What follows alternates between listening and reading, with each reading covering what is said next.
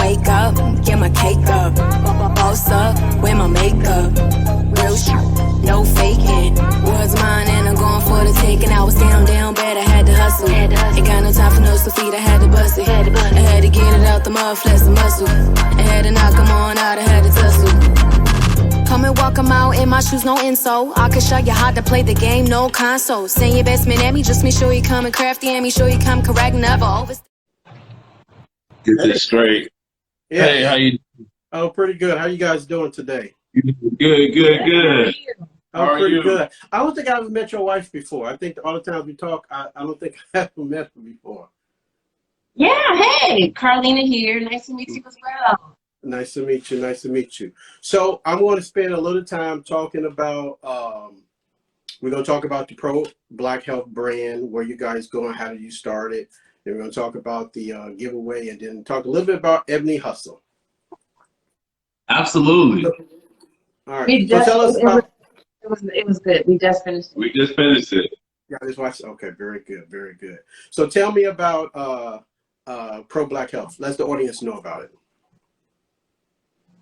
Well, we can kind of talk about how we got started. It started from me and my wife. We got married about 3 years ago. And when we got married in our vows, we said we're going to do something together to give back to the community. We didn't know exactly what that was at the time, but it was something that we wanted to do. My wife's a surgeon, and I have been in the media space as an executive for about 20 years. And so we have both been very successful, but didn't do much about giving back to our community. So we wanted to make that a kind of an emphasis of our vows. And like I said, we didn't know what we were going to start with that. And I know when you get married with someone and you start living together and they come home, you get to see what their day-to-day is really like, right? So I would be working and she would come home so frustrated, and I'd be like, what's wrong? And she'd be so frustrated about the health in the Black community, because she always worked at primarily Black hospitals and went to Howard Medical University. So she was always in our community working in a healthcare capacity. And so she would come home so frustrated. She's like, we're not doing the minimal things to take care of ourselves or doing the things necessary to keep ourselves healthy, like using the emergency room as a doctor's visit, just very bad in the community. And so one day I was working really hard and she came in frustrated. I was like, do I have to hear about Black people being unhealthy again today? She was like, yes. Yes. And so, every day until I stopped talking about it. And so then I was like, man, you're so ProBlk Health. And so kind of that's how the name kind of got started. And eventually, you know, we were like, we're going to do a nonprofit and get out there in the community and try to do some stuff there. But we found that it took a lot of time, and we both had full-time jobs. And so we found out actually that there were already a lot of nonprofits out there, and they just needed some financial resources, nonprofits that focus on health in the community. And so then we were like, well, we're going to give to those nonprofits and those things. And we found that we needed much more. We only could give so many resources. We need to get other people involved and giving back as well. And so what we did was, what did we do? We started talking about what we could do. We're talking about vitamins, because I do weight loss surgery. So I have to test vitamins all the time. And the majority of my patients are deficient in vitamin D and iron. Like over 92% in general of people of color, African Americans specifically, are deficient in at least one, but usually more than one vitamin or mineral. And vitamin D was big, so we talked about, well, what can we do in the vitamin space? And then we were kind of milling around, well, how do we do that? And then he was watching an episode of Shark Tank, and there's these guys that make beach towels, and a portion of the proceeds go to saving fish. And he was like, if they can save fish, I know we can talk about saving Black people. And it just made sense to translate that kind of model into vitamins, but also every purchase of the vitamins helps the individual and improves their health by also helping the community, because 50% goes back towards initiatives that have health disparity missions or tasks or responsibilities. So it's like helping one is helping the group, which is kind of what our passion is in general. Yeah, so we say it's not just a vitamin company, it's a movement. That's kind of our focus. And we got off to a kind of slow start. We started in 2019, And it was moving pretty well. We're going to Black-owned events and those things because the vitamins for everyone, but they're targeted towards our community because that's where we feel like we need to start and get those people in some good situations with their health and also get them thinking positive about their health. And so we had a little movement. And then our hardest challenge was getting African Americans to really understand they have vitamin deficiencies or they need supplementation because we kind of have those old wise myths in our community. And then a lot of us, for good reason, don't trust medical and those things. But then when the pandemic hit, what it did was kind of pull the Band-Aid out in a way that made us realize how unhealthy we really were. And so then everybody was like, oh, I need to take my vitamins. I need to take my vitamin D. So it came back a focus, not back of focus. So things started really taking out. And what we did was kind of make health fun too with names like King Essentials, Queen Essentials, like our organic greens, is not your mama's greens, or sleeping with this melatonin is called One Night Night. Mm-hmm. So we have Black is Beautiful, Sunny Days. Did you say Royal, night? Yeah, wanna go night night. Yeah. Let's go to bed. Wanna go night night. Let's get it. But yeah, so we wanted to make it fun because I think that the biggest reason when I ask someone why don't you take your vitamins is two. One is I don't like the taste. I don't want to. It's like taking medicine. Mm-hmm. Or people don't think that they're sick until they feel bad, and people don't really understand that often vitamins or supplementation or even eating a balanced diet. In an ideal world, if we all lived in a utopia, we would get everything that we needed from what we ate and what we drank. Now, if you can point to one person in your inner circle who has a balanced diet that can get everything they need, they are the unicorn. Most people don't because of resources, because of family and job demands, because of our taste buds are not eating everything that they need to get their A's, B's, C's, D's, and all that. So when you're young, you kind of underestimate the spectrum because there's levels to sickness. It's not like you're healthy and then the next day you're sick with high blood pressure, diabetes, cancer, this, that, and the third. It creeps up on you, and by the time you feel the effects of these illnesses, you're at an advanced stage where, oh, just taking supplementation is not going to be good enough and you may need to do something a little bit more aggressive. So we really focus on health awareness. How do you take care of yourself before you get sick or before you feel sick in order to prevent what I think as a Black community we think is our destiny? You know, both my grandparents got the sugar, my daddy got high blood pressure, my uncle got his foot cut off. And when you think that's like the norm and that's where you're going to end up, it's very difficult to change the thought process of that doesn't have to be me, and what are things that I can do to change my course in life so that I'm not like my family members. Because a lot of these illnesses are preventable. A lot of it is genetics, which makes it easier to get them, but they are preventable if you start early enough and pay attention. Okay. So when you guys started, obviously you saw there's a need for health care and supplements in our community. What kind of obstacles did you guys run into just from, outside of consumer, just corporate?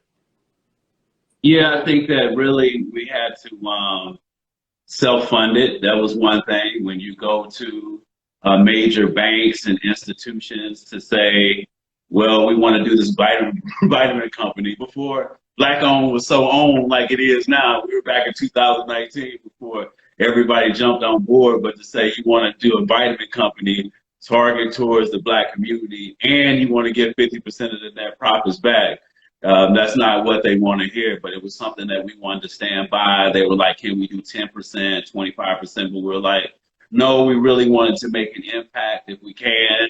And so I turned to my wife and I said, man, we're going to have to put our own money in. And, that was scary because we were jumping off on faith because we didn't know how it was going to be received. We didn't have any kind of like market research or anything like that. We just went for it. And so that was a really scary obstacle. So then it was like, how do you get out there? So we had to go to plenty of events and get out there in the community. And like I said, the hardest thing was that, man, we don't need no vitamins. You know, that was the kind of, you had people who were interested, but you had a lot who were just didn't understand the principle of it. And a lot of it is just education. You know, we sometimes don't think of our bodies you know, as really, really machines. And, you know, what you put into them is what you get out of them, you know. I always say we put junk in our mouths and put premium gas in our cars, which is like unbelievable when it's the same principle. And then we wonder why we don't feel well. And then also another obstacle was, you know, oh, I feel good. But because you don't have any reference on what feeling good really is, this is your norm. And you're really feeling bad, but you don't know what feeling good is. So just really kind of trying to redefine that was kind of some of the obstacles I saw. What about you, babe? I mean, from a corporate side, you see more of it because you're more on the business side of like running the back house. But I think even once we got started, we get, I won't say a lot of pushback, but as everybody knows on social media, everybody has an opinion or two or three from different accounts, most of which aren't real. But there's this thing about, you know, testing your authenticity, which we have no problem with. You know, we both are, you know, very transparent about who we really are and what we're trying to do. But I think there's a lot of misinformation about health in general. And like Darian mentioned, a lot of skepticism about the medical field and is what we're doing a sham, and I don't believe in this and I don't believe in that. And that's perfectly fine. I think every individual should do what they feel is best for their personal health and their body. But at the same time, I believe that everyone has a right to be educated based off of genuine, authentic information. And it's good to ask questions, but if you just don't say things that are like kind of squirrely and put it out there and then defend it in a public forum, because now we have to like waste time and energy going back and forth. But some people, I think, just want to say something because they have nothing better to do, you know? Yeah. And I think health is a serious matter. This isn't like about the latest scandal on the show where you can go back and forth. Like, we're really trying to do good. And there's a lot of background noise from people who just have nothing better to do than to dispute kind of what works for them or what doesn't work. Mind you, they haven't done any of it. You know, there's a lot of vegans who wear leather, which kills me. You know, it's like, do you understand what a vegan is, right? Yeah. But it's like, you know, people who put these definitions on themselves and then they do the craziest stuff, you know? You smoke cigarettes every day and you drink it every day, but you're going to say that, oh, gummy vitamins aren't good for you. Based off of what, you know? I think that you have to really flesh out what can you do for you? And again, there's levels even to health maintenance and supplementation. So there are very expensive vitamins that are going to give you a full array and spectrum. But those are people who are very health conscious, but everything else in their life is conducive to support these premium, you know, $100 vitamins that are, you know, specifically made for specific ailments. We have excellent high quality vitamins, but for people who take nothing. I mean, people who like think macaroni and cheese is a vegetable and who never walk. And how can we what kind of a product or service can we lend and teach about that will encourage somebody to do it every day? Okay, because it's what you do every day that has the most influence on you. If it don't taste right, if it don't smell right, we don't do it. And we have to like appeal to the pleasure centers, but we know that behind that are actual health benefits, you know? And I think that's the hard part. How do we reach us when we understand we're just so finicky about so many things? But it's not impossible. You just got to find the right angle like everything else in life.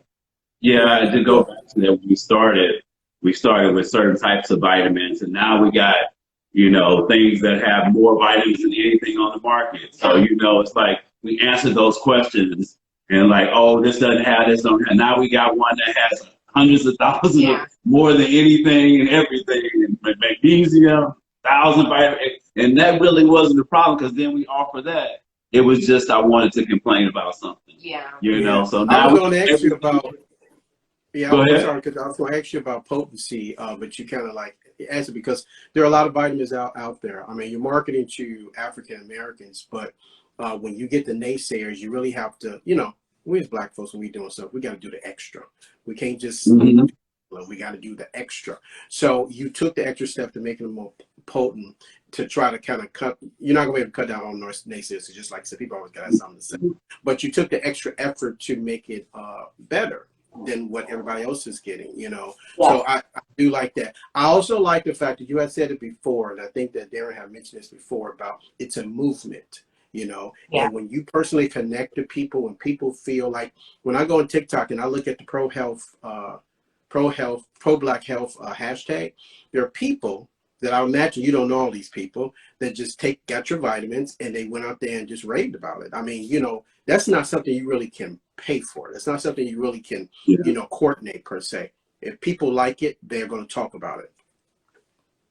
Yeah, it's been crazy with the pictures we get, the reviews we get. So, I mean, those things really knock out, like you said, the naysayers, and just having something for everybody, from gummies to capsules to tablets. So we got everything, and really, like you said, FDA approvals. We got all our third party tested.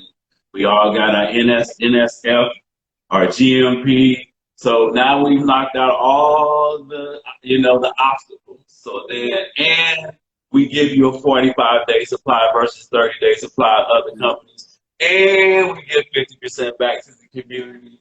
Now what?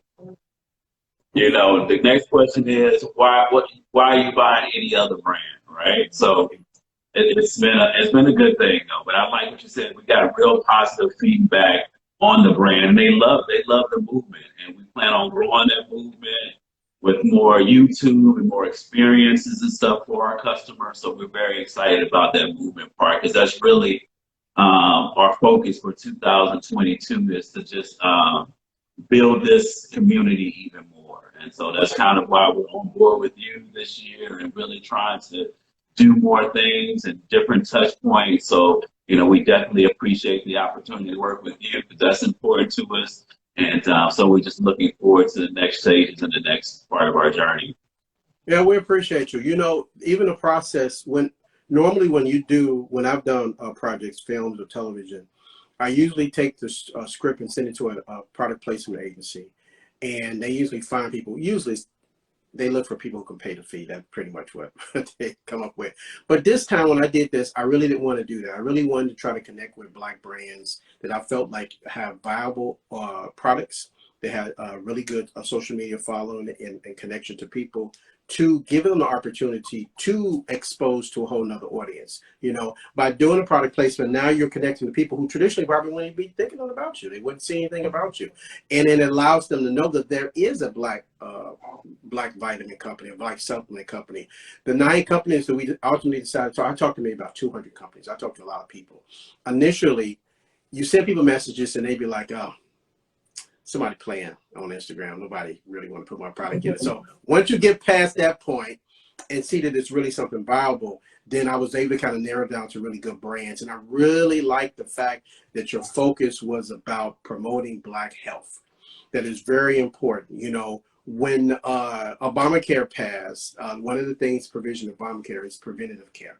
And I remember just being self-employed. I've had my own insurance for a very long time. And what happens is that when you get to insurance, if you don't want to pay an arm and leg out, it pretty much was just in case I got hit in an accident. You know, I couldn't really go to the doctor. I go to the doctor, I got this absorbent deductible that I have to pay.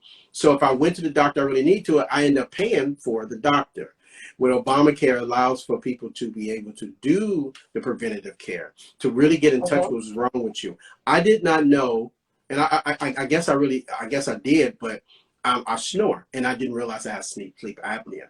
And it wasn't because of that. If I hadn't went to do the sleep study, and, you know, with Obamacare and everything, it was concerned with the preventive care, I wouldn't have known that, you know, and start knowing that I have vitamin D deficiency. I didn't really think. I took everyday vitamins, you know. You know, I try to, you know, be somewhat healthy, but not knowing those things. And when people tell you, Black folks, it's almost like when Magic Johnson, when he wanted to invest in Starbucks, they said Black folks do not pay $3 for a cup of coffee. As we all know that that's not true. It's just a matter of lack of access. And if we know something and we're educated about something, then we'll do things.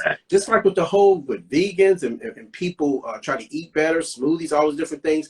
It's not that we didn't want to do it. We just did not have access to it. We didn't have the information, you know. And so when you, with the ProBlk Health movement, to educate people on the things that they're putting in their body, to educate them on the stuff that's happening to them, and to pay attention I think that is really good. I know that you got, outside of the vitamins, tell me about the brand. What other things are you trying to do with the brand?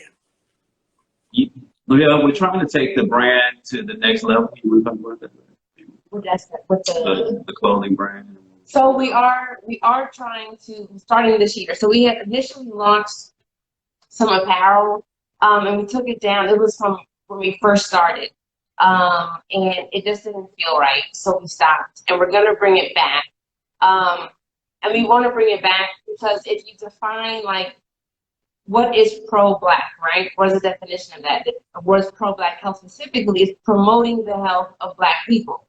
And that can be a million different things. That can be in the exercise space. That can be in the mental health space. That can be in the dietary space. That can be in the relationships and family space.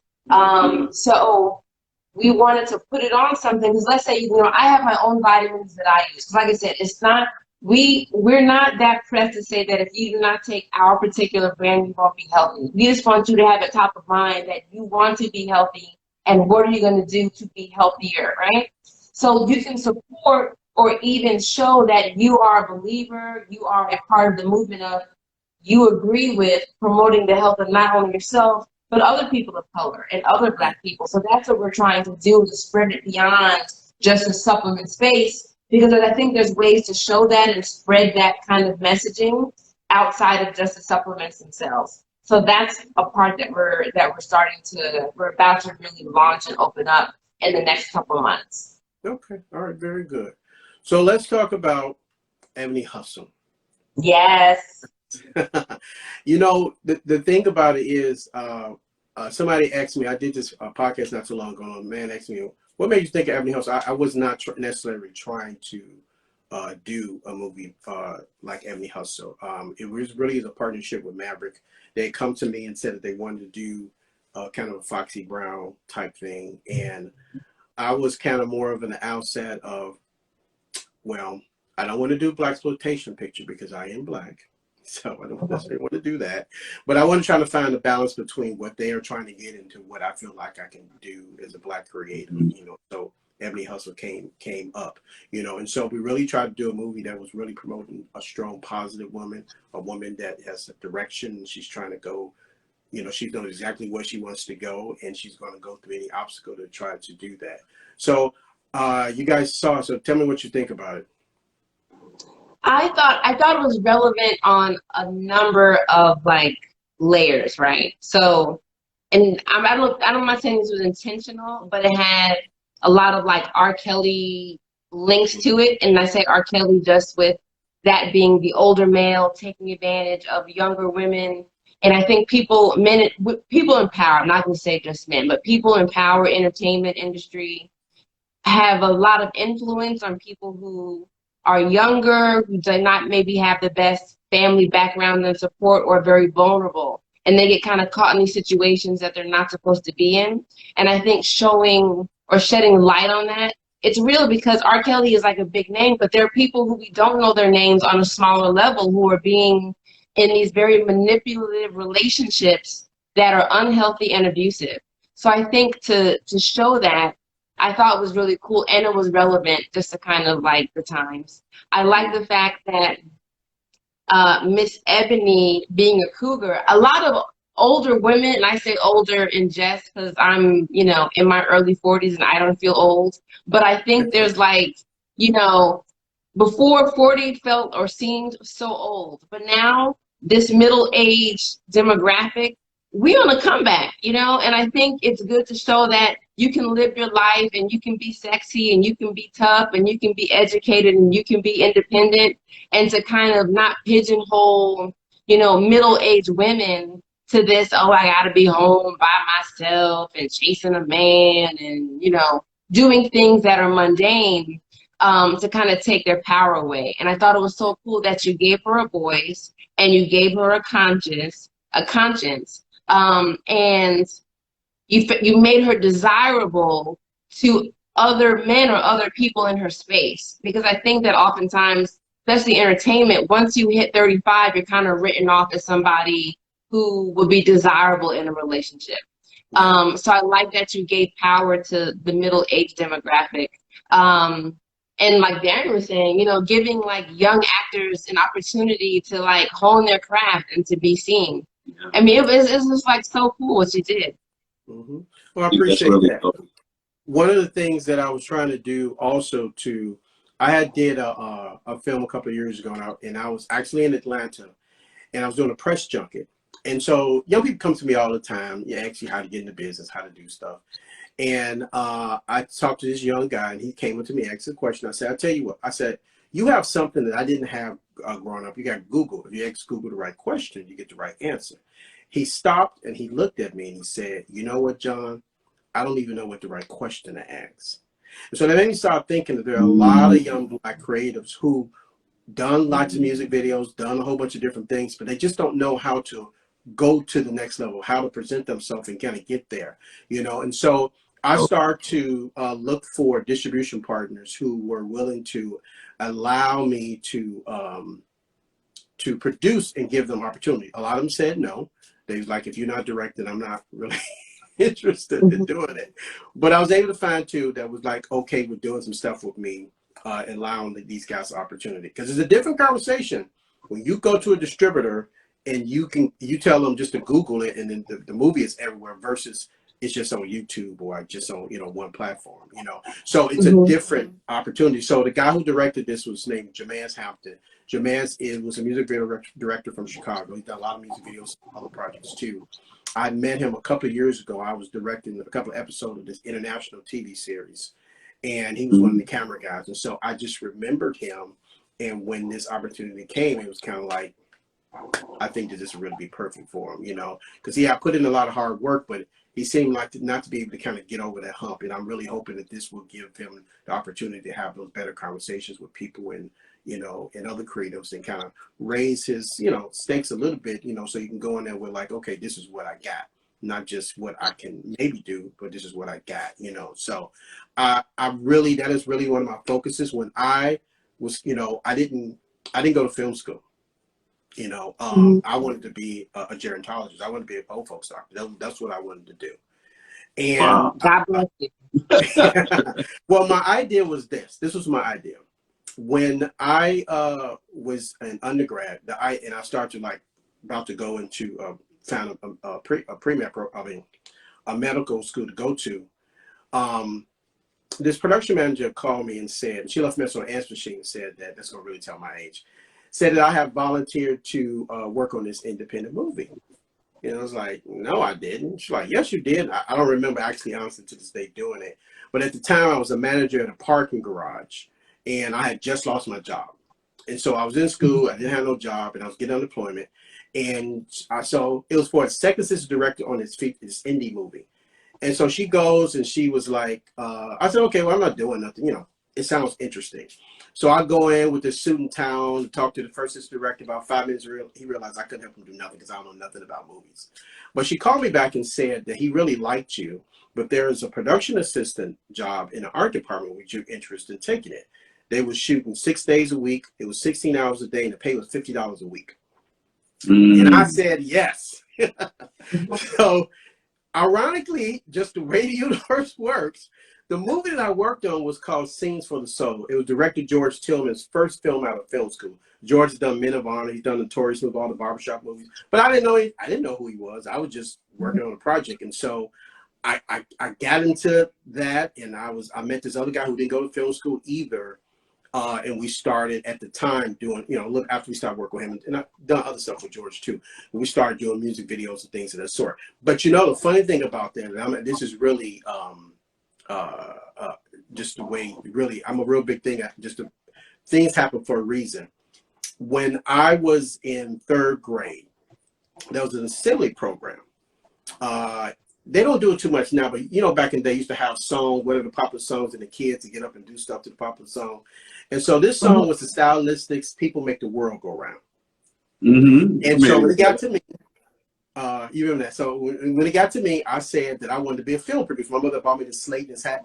I forgot all about that. Years later, I was sitting in the back of the van. I was working on a music video. I was doing the paperwork, and I remembered it. And it clicked in my mind. I'm actually doing what I thought I was going to do when I was in 3rd grade. and that is not something that a lot of people, you know, want to do. I probably couldn't have been a doctor because I don't do well with blood and people being in pain. So that's probably Not that in the bad. cards for me, you know. But it's just how life happens and just people respond. Just like you all responded to me. I mean, I'm sure you get tons of messages. Just that moment where you just happened to look and you were paying attention and you were open to it, you know. And just like all the other partners I have, they were just open at that time and willing to take a chance. Because they really didn't know what was going to happen. They didn't really know what we were going to do. I'm asking you to send you some product, but you're like, okay, I don't really know what's going to happen. So I'm thankful for that because I'm a big believer in that nobody has to work with me. I'm very grateful. When you say yes to me, you probably said no to somebody else. So I'm very thankful for when people do want to work with me. Absolutely. You know, Yeah, it's cool. so the giveaway that we're doing, I wanted to do this. We had already did it with 2 other brands, but I wanted to do the Instagram live and do more live stuff because I want people to be able to really connect with it and not just be something they just kind of see in the movie. Because when you look at the movie, you'll see it and everything, but I want them to really connect. So we started the idea about proposing questions to your audience. Who knocked on Ebony's door after she took the Pro Health vitamins?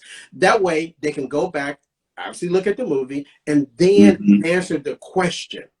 It brings awareness to your brand, the connection to the brand, so people can see, oh, ProBlk Health was in Ebony Hustle. And it was relevant. She was taking vitamins before she started to exercise. So I really try to find brands and things and do marketing that kind of connected to that. And I'm asking your audience now, and I'm going to repost this on YouTube and a couple other places, that they should go check out the movie. It's pretty much streaming. It's streaming right now on Tubi. It's Amazon, Vudu, and Hoopla. I'm sorry. It is going to be on a couple other platforms starting next month. Eventually, it's going to be on about 25 platforms, but those are the initial platforms. And they should go and ask the question: who knocked on the door after Ebony took her Pro Health vitamins? I know who it was. I don't remember his name, but I can tell you what he looks like. But I ain't gonna say nothing. Don't say. Don't say. You don't say that. I ain't I'm gonna like, say you about to let the cat out the bag. I ain't gonna say Oh, baby. Yeah. So if they do that and answer the questions, also if they only have to do one thing to actually enter. If they follow ProBlk Health on Instagram or Facebook or whatever other platform you're on, if they follow both of us, they can enter. You know, in about in the middle of February, we will announce a winner. We'll probably come on and let the person see, and they get opportunity to win free vitamins. Who doesn't want free vitamins? Who doesn't want an opportunity to enrich their lives? We're giving out free health, baby. We're giving out free health. That's right. So I'm encouraging people, one, to go look at the movie, and also two, I'm encouraging them to go check out the website ProBlk Health. It really, the supplements and the website, it looks really good. I really believe in what you guys are doing, and I really want to try to support the movement of ProBlk Health. Yes, it's a movement. It's not a moment. It's a movement. That hopefully will outlive us. You know. Yes, it will. Legacy movements. Yes. Did you guys want to say anything else? Y'all, like you said, check out our site, ProBlkHealth.com. Follow us on Instagram, Facebook, YouTube, Twitter, Snapchat. We're trying to get our TikTok together now. We're about to blow that thing up too. So look us up, check out the vitamins, and join the movement. Thank you so much for the opportunity. And I thank you all, and I look forward to. Tell everybody who was knocking that door. Yeah, who knocked? Everybody go figure out who knocked on the door after Ebony took the ProBlk Health vitamins. On her day off. That's right, on her day off. Who did that? We want everybody to do that. Don't put it in the comments. If you already saw the movie, please don't put it in the comments. Yeah, let people kind of go see it. But I want everybody to go out and see it. Support ProBlk Health, support their movement, support Ebony Hustle. And as always, stay focused and determined. I thank you guys for joining me, and I look forward to doing it. Thank you so much. Thank you. All right.